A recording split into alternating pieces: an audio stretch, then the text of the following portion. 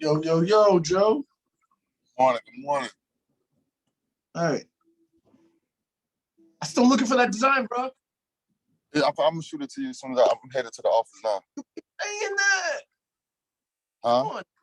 You keep saying that. No, when I get there, I already got it. I forgot to send it to you last night. Okay. Before I left. Okay. I already did it. All right, perfect. All right, and you're behind on your invoice. I got you. I'll take care of that. All right.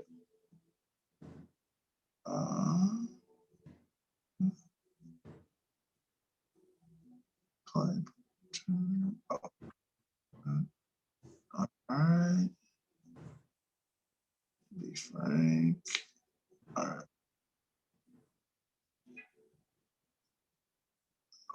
What else we got?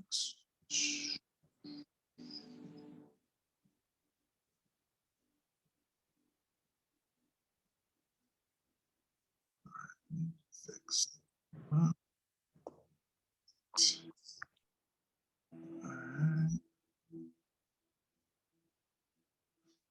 right. What else been going on with you? Work. It's been busy. Right. Well, busy is good.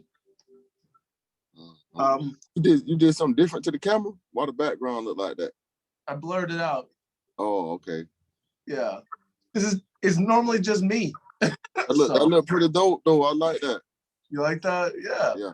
You can do that by going into your settings, background, and effects. Hit that little cog, the spiky wheel. Gotcha. Let's see. Blur. Set the setting. Where's oh, okay, I see it. Background effects. And you can change it to a picture if you want to. Change the where? Change it to a picture. Like you can put your logo in back. Gotcha. All right. What am I doing? Oh yeah. Call script.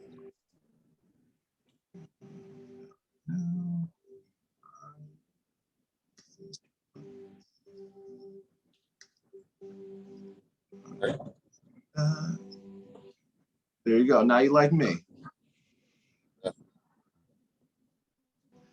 All right. I forgot to upload the meeting last week. That's my fault. That. I do need this. Let's go to.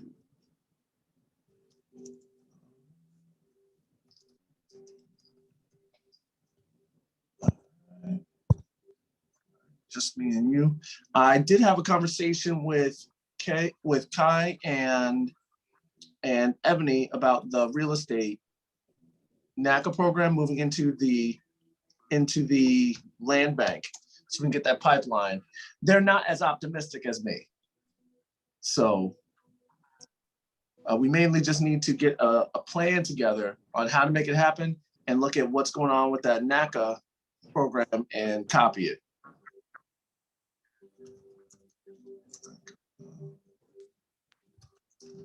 Kind of went in and out. So I'm saying, like, why weren't they as optimistic? They didn't think it was a good idea to combine it with the land bank. It's no, it's not a matter of the land bank. It's just a matter of the NACA program itself. They think is well, let's put it this way. They want to have a house already ready before they really move forward with anything. I don't see it that way. I'd rather put it together and then line the people up and then we'll put a house in afterwards. But it's just a different way to go about the same program, you know? Hold on. They want to have a house up already. So I get what they saying, because it's like with my process with the house. It seemed like it moved so fast. That's because everything kind of knew the steps. You get what I'm saying? But because normally, like, I know, like with the houses, normally I guess the builders, they'll find the builder, the buyer, and then they'll start building, opposed to already building, having the house up, and then once you get a buyer, it's like, you know, they're in and out. Right. If that makes any sense to you. But like you gotta look outside my papers, what, last January, February? All right, love you boys. Have a good day. Have a good day, JoJo.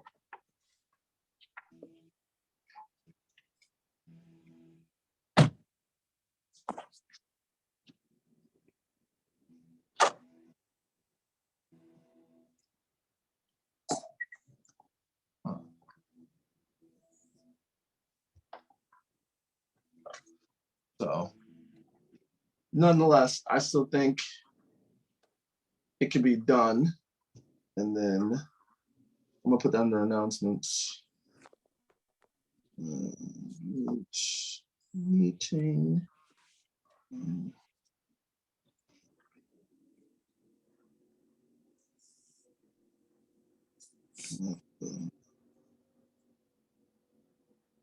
alternative. So, oh.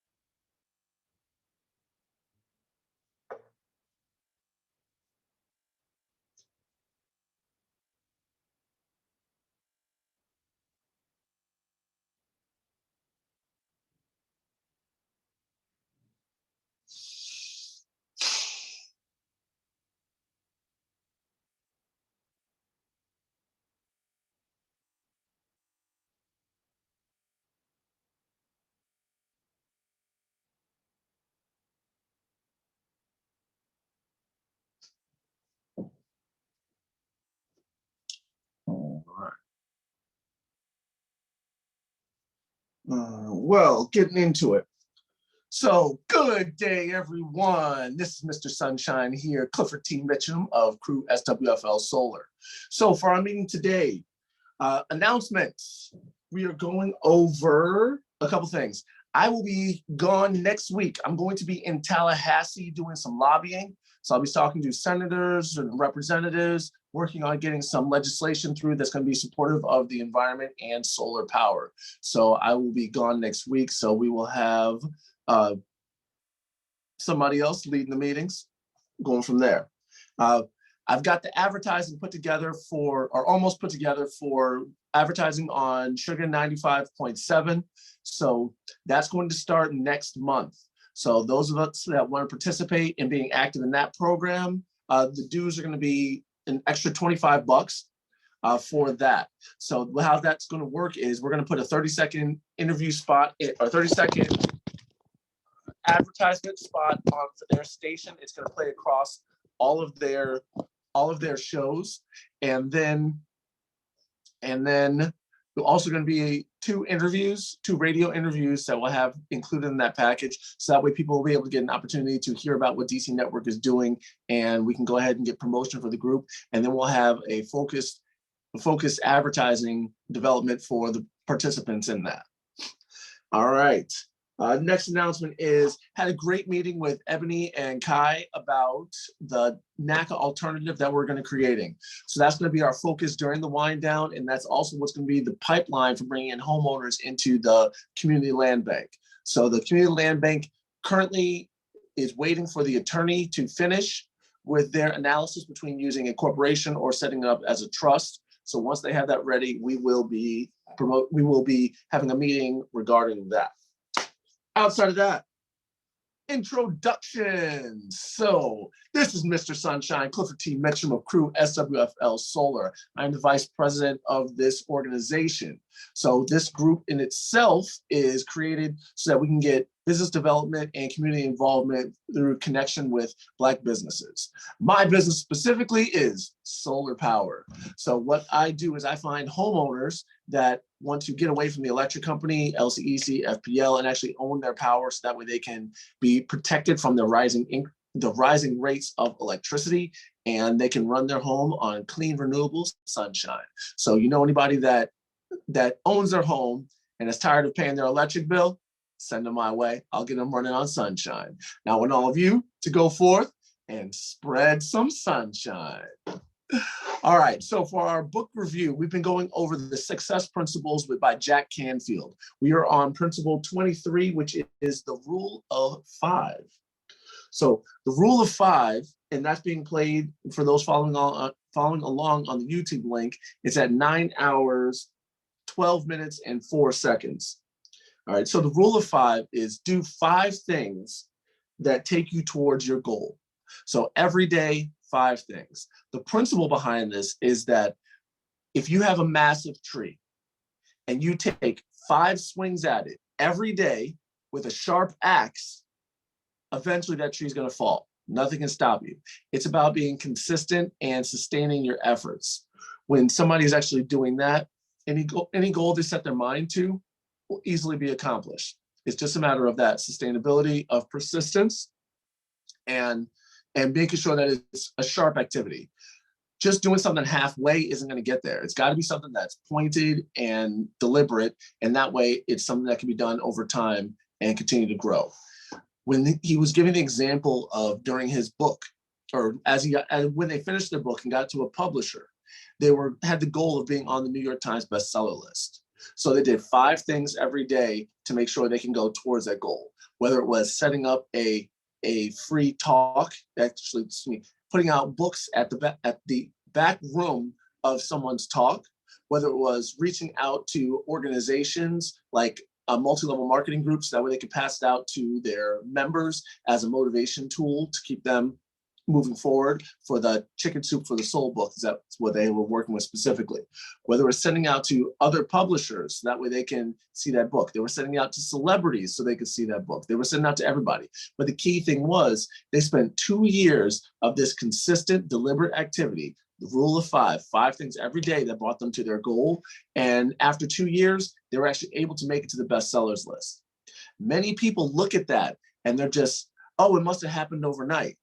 No, it is lots of continued diligent effort that makes a success. So don't feel discouraged by anything that you're doing. Just be consistent in everything you're doing. And eventually over time, you will reach the goal you have set out for yourself.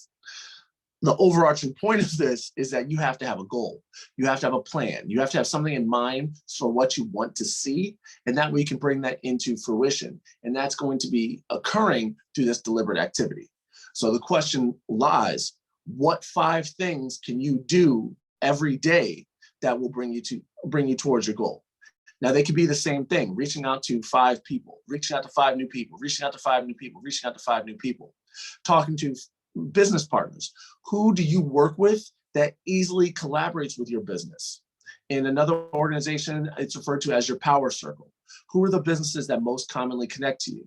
Like for example, home improvement. when people think of home improvement, often they consider solar power because the electrical is a home improvement for the home. So solar is right there. So construction, people in the construction industry or remodeling are good people who have in my power circle specifically. Another key group of people would be plumbers. Plumbers are in houses all the time. In many cases, people are actually already thinking about what else can they do to their home. So solar goes right there. You have, just for me, who else would be in my power circle? Realtors. Realtors are speaking to homeowners all the time, and realtors, they really need to be up to speed because many homes are being sold with solar, or homeowners are moving in and being interested in solar because they're coming from other areas that already have it commonly. Those are just a couple examples of ones in my circle and people I could reach out to. Also, your email list.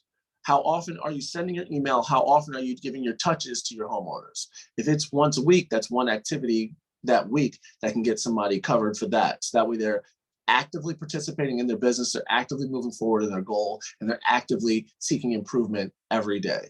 So ask yourself, what 5 things can you do every day that can lead you closer to your goal of success? And then identifying what your goal of success is overall. So keep that in mind for all that you are doing. All right. The main thing about it, at the end of it, you'll be amazed by what you'll accomplish by having that sustained activity and that sustained growth. So this week, we're focusing on community involvement. And specifically, we're getting involved with the community through our wind downs. We're doing what we can to uplift, direct, and expand the Black community specifically. And with our wind down, it's going to be a real estate workshop. So we're looking at how to get somebody that's renting into a home. During that meeting that we had yesterday, one of the key things we noted is that getting into a home is one thing, staying in a home is another. So the key thing about this is making sure that people have the income potential and they have the mentality to make sure that they can do home ownership. Many people aren't used to cutting the grass every week. They may not be used to an HOA or code enforcement or someone else enforcing that. And that way, then they in turn end up getting fines or fees or something else that's going to impact their budget. So getting them on that mentality of what it takes to make sure that somebody can maintain their home and keep it in good working order. Budgeting for maintenance. That's something else that we got to teach. And that's one thing I'm going to cover during the efficiency portions, just to make sure if something goes wrong, there's capital available that somebody can take care of that. But over both of these comes down to income. Someone to own a home right now needs to be making at least $55,000 per year. So now what can somebody do to accomplish that? It's going to require getting new skills, improving on skills, getting a side gig, looking for opportunities. So one of the key things that we want to have worked into our plan for these renters is skills training. For example, the Southwest Florida Enterprise Center is actually hosting free masonry classes. So if somebody is not currently making enough money for that, it also can come down to a matter of skills. If they can learn something like laying block. Masonry is just a block that goes in for a home, for the block homes that we have here in Florida. So learning to do that might be a matter of a career change, might be a matter of learning this and working it on weekends, might be a matter of being a handyman and helping somebody else as an assistant doing that. Whatever is possible. Looking at what other opportunities they have for like side gigs. There's plenty of delivery options. Like I'm starting a company along with my separate from my solar company, but that does non-emergency transport and non-emergency medical and transport. So it's actually doing deliveries for organizations like Curry and for Rhodey and for Shipped and for Spark and for Amazon Flex. Spark is by Walmart. So somebody could run these deliveries, make an extra $100, $200, $300 a day just by running deliveries for these organizations. It just depends on their schedule and what time they have available to contribute to it. But the main thing being, they're doing something that's going to enhance their income. Now, these side gigs in themselves are a temporary activity. Somebody's going to need to make sure that they're doing something more substantial, more sustained. So getting those extra skills, whether it's learning welding, whether it's driving truck, whatever it may be, there's other programs and opportunities that we're going to have to tap into. So that way we can enhance our program and ensure that people can get into this house. So now the other thing about that is when somebody is having one of these side gigs or new employment, most every lender, it's very difficult to find a lender that doesn't require this, wants at least 2 years in somebody's current position. So having a side gig and maintaining their current employer could be great. As long as they have those 2 years, once they get into the house, they can go ahead and focus on expanding and developing and getting the career skills to make their life a little bit easier, and they can get more free time by improving their job position. But we want to make sure that they're in the best way that they can perform for themselves and maintain this house, because last thing we want to do is have them get into a house, a couple months later lose the house or anything else along those lines. So it's also going to incorporate something regarding credit and improving credit. In the NACA program, they currently don't have a credit requirement. We can likely do something similar, but we still want to have people's credit in general good, so that way they can go ahead and refinance once interest rates come down.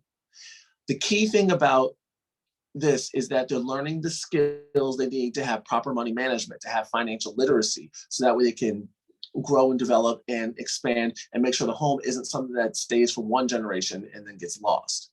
We're looking at some difficult economic times with the interest rates continuing to rise. If people haven't heard about it already, there have been several bank failures. So we have some challenges financially, but it's nothing that can't be overcome. The interest rates themselves will go back down. It's just a matter of when. It's likely not going to happen throughout this administration. So that's about another 2 years before anything changes. And then it could likely be another year to 2 years before they actually come down, because once there is a change in administration, things level out and they'll stay at that point for a float time for a year or two. So it could be a good 4 or 5 years before we truly see the interest rates going down. In the meantime, though, interest rates are still continuing to rise. So when is the best time to get someone into a house? Right now, all right? Because once the interest rates do come down, they can refinance that house as long as they have good credit, and that will go ahead and improve their situation. But having somebody paying rent gets them nothing. And at the end of this, let's say it's 5 years, if they rented that whole time, they have no equity, they have no collateral, they have nothing that they can go ahead and use to springboard them into a home or to improve their situation. They've only donated to their landlord and help their situation. So we still want to get people in, but we do need to make sure that they're making at least $55,000 annually, so that way they can go ahead and maintain this home. So then also looking at lenders.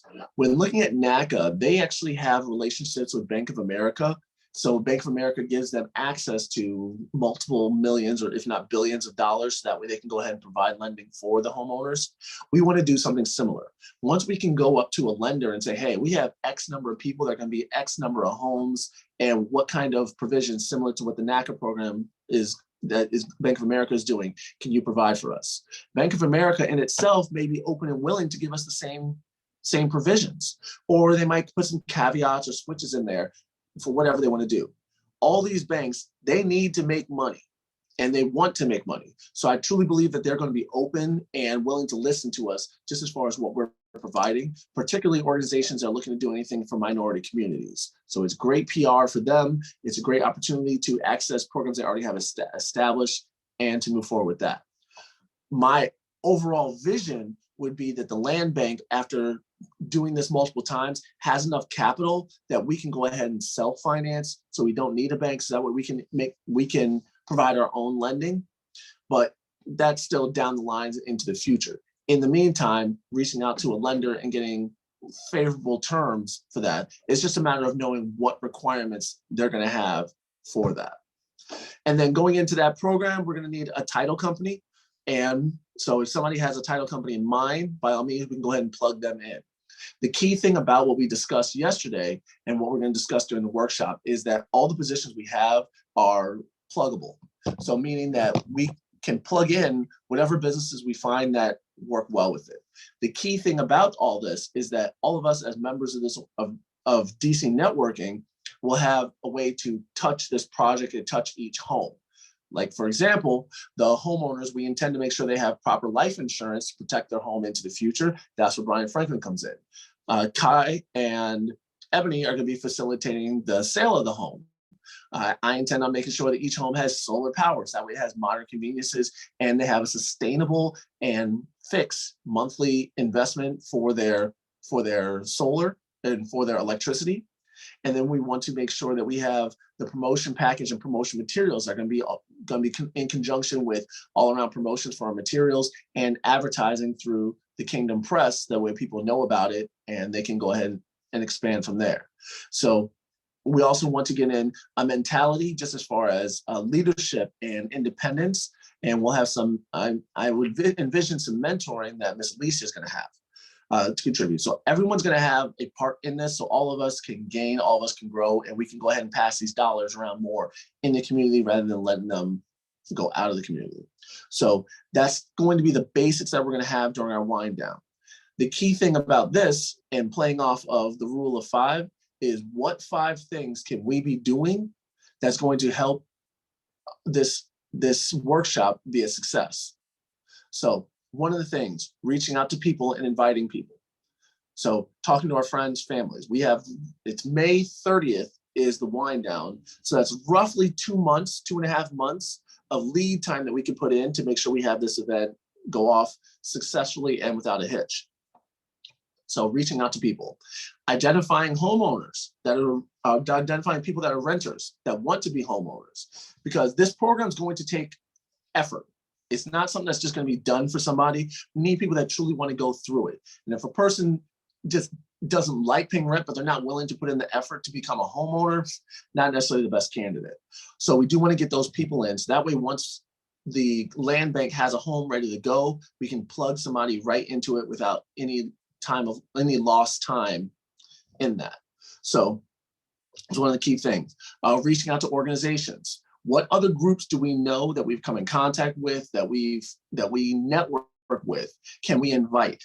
Because it isn't about just the people as well. What other organizations? Like, for example, a handyman. These homes are going to need some sort of maintenance along the way, just to make sure it's the punch out after the builder is complete, or if it's they want to put in a fence or make any additions to the home. So having somebody that's a handyman would be great. So anybody that has that type of person in their circle, by all means, invite them, talk to them so we can get in contact with them. Something else that we're going to need as far as partners for the group would be, so we have the title company, we have the mortgage lender, other mortgage lenders. So we don't have to be married to just one mortgage lender. So if somebody has somebody in that group, we can go ahead and bring them in as well. And people in general, just people, businesses in general. So a lot of them want to see how this program can work and how we can collaborate with them. So what other organizations can we reach out to? Who do you know? Something else we can do is just advertising. So what kind of guerrilla marketing can somebody slip in? What kind of announcement can they make when they're going about their day? So that's another way we can go about it. So think of those activities that you can do to expand and collaborate on that.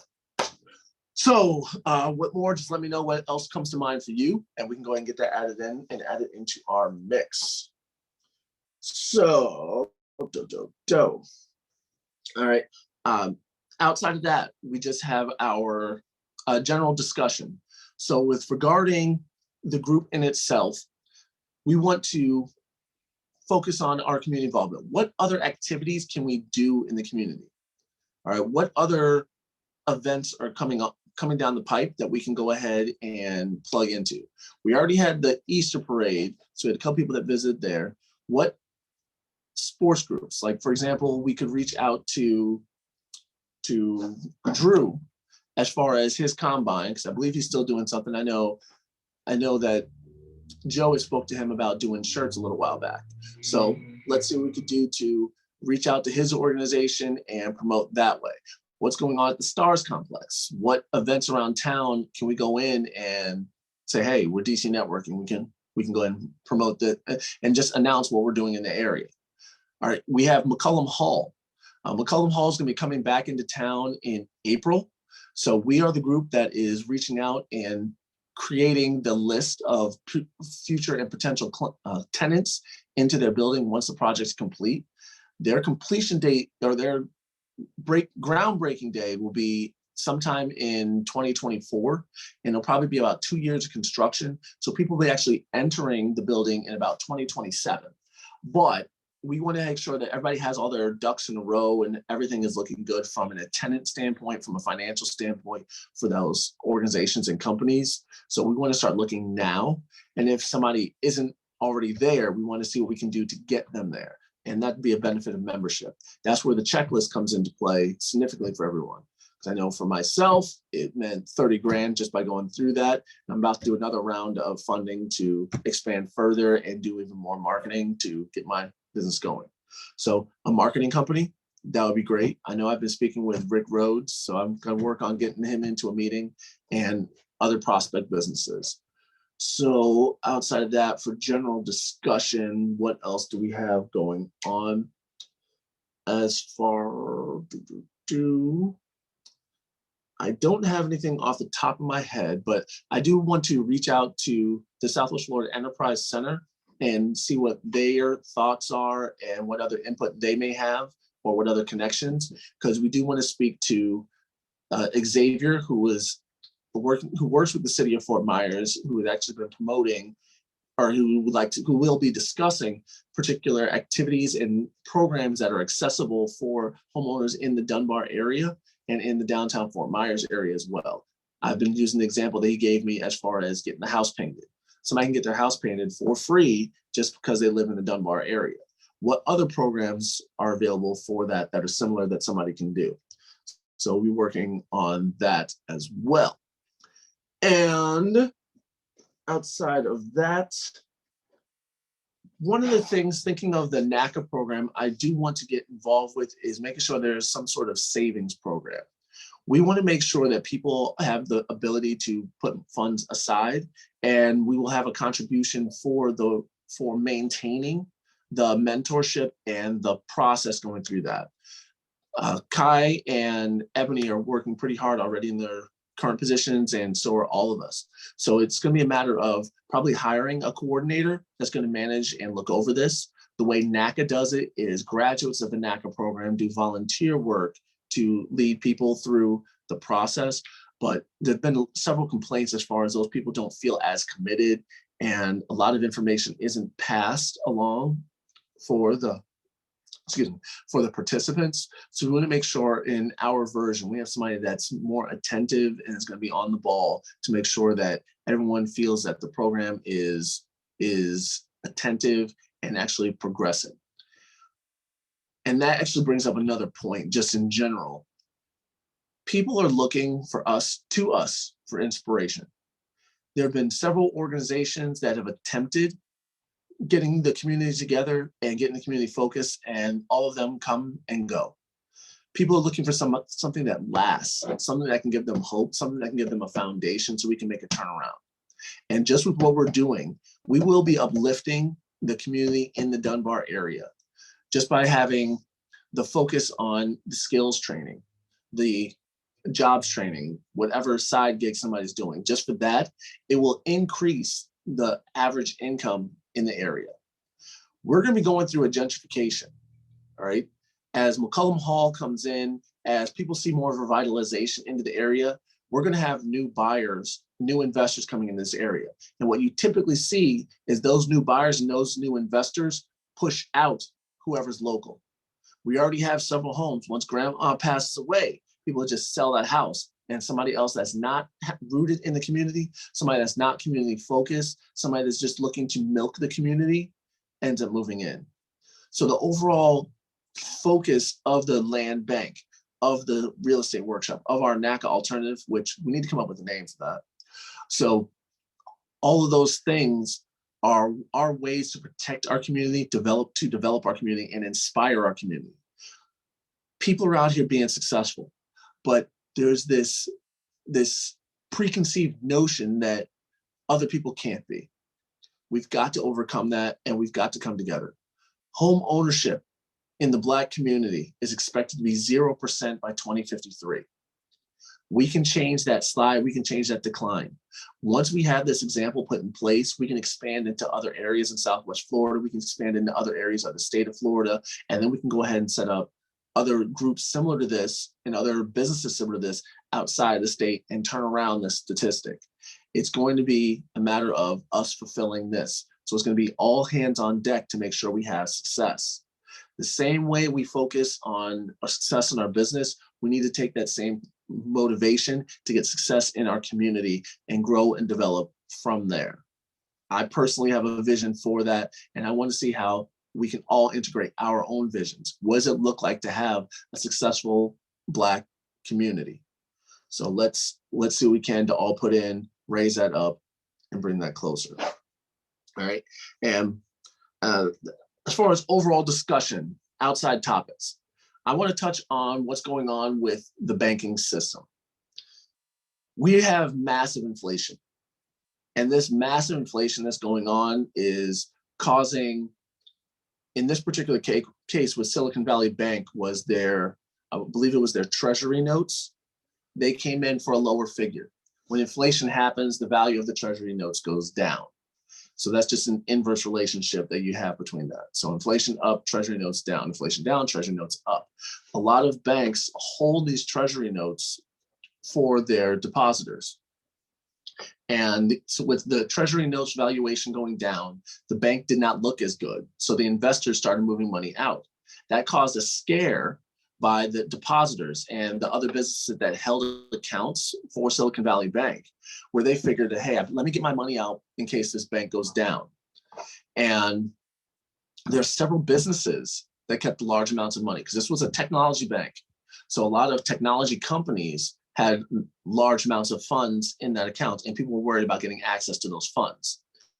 We currently have a banking system that's called fractional reserve banking, which means for every $1 that they have in the bank, every dollar they have on deposit with the bank, they only have 10 cents of physical currency for that.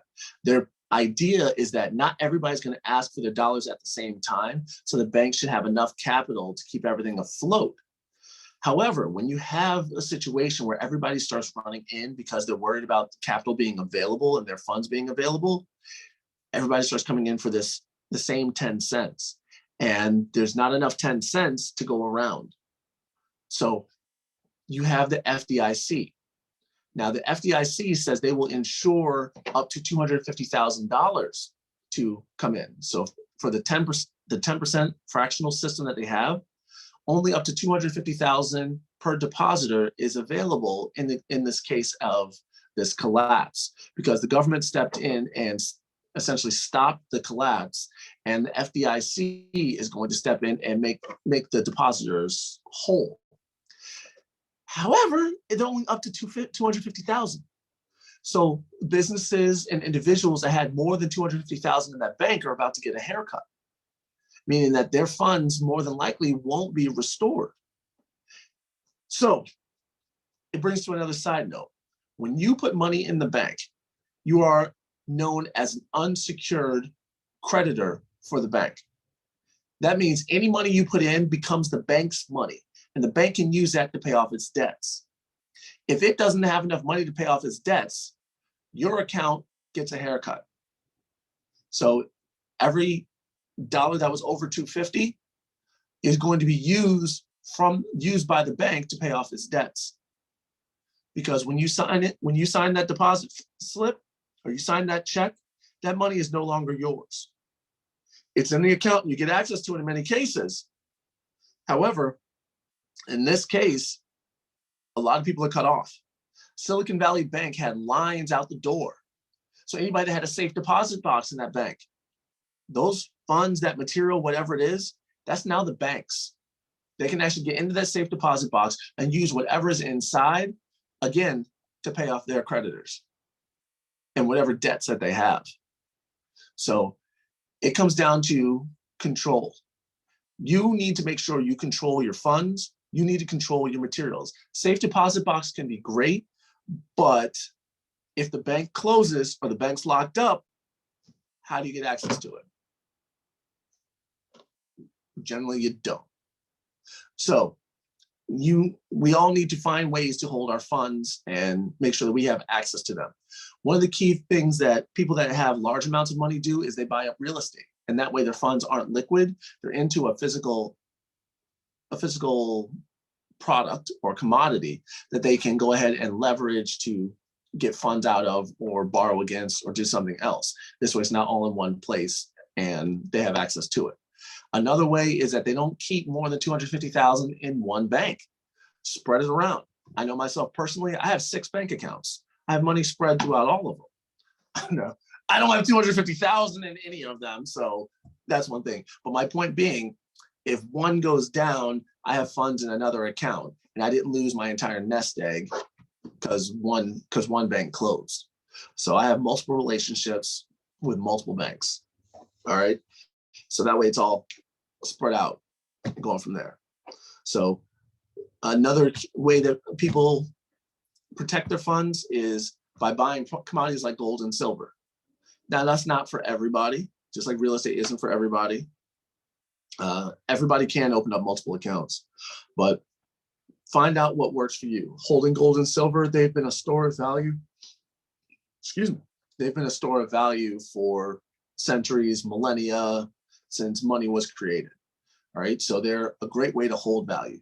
And the key thing to note about any commodity like gold and silver is that these are not meant to increase in value, because when you see gold going up, you see the value of silver going up, that means inflation is happening. Gold and silver are generally the pegs. They hold everything steady. 1 ounce of gold 100 years ago bought you a nice suit. 1 ounce of gold today buys you a nice suit. And when I mean nice suit, I mean a $1,500 suit. I mean, we can, in many cases, go to JCPenney or Sears or what other big box store and get a suit for a couple hundred, but a nice suit generally costs about $1,500. And that was one gold piece. 100 years ago, they were about $20, but that was equal to one gold piece. The point is, the gold held its value for that entire time. If gold is going up, that means inflation is going up. So we don't necessarily want the value of gold to go up. It's not something that increases in value in that way. It's something that's a store of value, because you can always trade that in for whatever the local currency, whatever is going on. So now there was another bank, Signature Bank, that also had some trouble. Now its collapse kind of got eclipsed by Silicon Valley Bank. But the point is, one bank issue connects to another bank issue, connects to another bank issue, which connects to overall banking sentiment. So there's lots of people going and getting their money out of banks right now. And that's causing what's referred to as a run on the banks. So the government stepped in to stop that domino effect, but under the same respect, that stopped it this time. And Silicon Valley Bank was the 16th largest bank that's in the United States and the second greatest collapse that's happened. So a lot of people have become more worried about their funds being available and getting access to them. So it's caused them to go to the bank and pull funds out and diversify and move them into other areas just to make sure that they're protected, which is actually a good idea. But all of us doing it at the same time will cause a problem. And this is what I personally see as an inevitable collapse in the financial system, because we're too heavily reliant on debt and not enough on commodities. So this is a good time that people can move towards less debt, more commodities, more physical assets, improvements in the business, doing things that are going to make sure that they can be maintained and stay open. So, side note regarding that, when we think about the Great Depression, it was the businesses that continued to advertise, continued to keep their name out, continued to operate during the Great Depression that allowed them to go forward. We are currently in a recession, but we've been in a recession for a lot longer than what the news and the media and the government have been saying. All right, this recession, they changed the definition of recession. I want to say it was 2 or 3 quarters ago, just to say that we weren't in a recession. And things were bad then. Things have gotten bad, so bad now that even changing the definition isn't enough to hide or suppress or maintain a regular standard of living. And we're, in my opinion, in a depression itself, because we've had multiple quarters of no growth. And I believe the definition of recession is 3 continuous quarters without growth. So we've been in that, we're on that, and we're still continuing to be in that because inflation is going up. Now, what they do when the inflation goes up is that they raise interest rates. And that's what we see as far as the housing market and the affordability becoming more difficult, because then they raise interest rates, that makes houses more expensive. So we have that all going on to make this whole balagan of calamity that's coming down the pipe, because this can only be maintained for so long before it's completely overwhelming. So do what you can to protect yourself, do what you can to protect your funds, and do what you can to protect and expand your business to make sure you're the business that continues to stay open despite all this. So now all of this going on particularly affects the Black community, because whenever you have financial troubles, it's the low income and poor communities that see it the worst. And of the minority communities, the Black community is the most prominent. So we, as a group and as a community, we're going to be seeing a lot more trouble that's coming in, because all this is going to trickle down. So now the big money lenders, tech companies are seeing this issue, but that means that they're not going to be as open to lending, and they're going to be tighter as far as credit cards. I know I see credit card rates going to 35% on the cards, which is ridiculous. And you have a lot of people that are living off their credit cards, and now at 35%, it's only going to make a perfect storm of collapse that we're going to see. So we need to make sure that people are getting control of their debt, getting control of their funding, getting that financial literacy to make sure that they're not spending needlessly, they're holding on to their funds, and that they're actually getting something that builds them wealth, that's not renting, so they can build equity in a home and getting into the home, getting the median income up to and exceeding $55,000. Ideally off a single income. So two people at 55,000 means 110,000 household income. Having two people in the house cuts all the expenses in half. That's one of the key reasons why I've been so strong to push Wes to get a marriage counseling corner in the paper as well. And I'm going to reach out to a couple people I did speak with and connect you with them so we can get them in the paper. But it all comes down to relationships as a whole. When a community is built off of a two-parent income, they can make it in this world, as opposed to single mother, single father households, which is in, I believe, over 78%, 72%, something like that in the Black community. So we've got to do a lot to come together. And if it's not with the children's parents, with someone else, key thing is having a nice solid foundation, because the children that we're seeing now are just seeing not good examples. So we need to make sure that we have good examples. DC Networking is a perfect example of Black business leaders in the area. And we need to focus more on that so we can get more promotion of that, and we can get more people to see that, because it's going to take a little bit of time. It's going to take a lot more inspiration on our part to make sure that people see what's going on, that they see the example and what's possible, what we are capable of. Because many of us are already doing it. We just have to be the showcase of it. We have to connect to others doing it, and we need to do what we can to grow and develop and be that example so we can change the course of what's going on in the community. So I'll go ahead and get off my soapbox on that note. I appreciate all of you for coming out, and we need to go out and do more for what we can in the community to get home ownership, to get business connection, to get our dollars spinning and moving within our community itself. You all have a great day, and we'll see you next week for our meeting.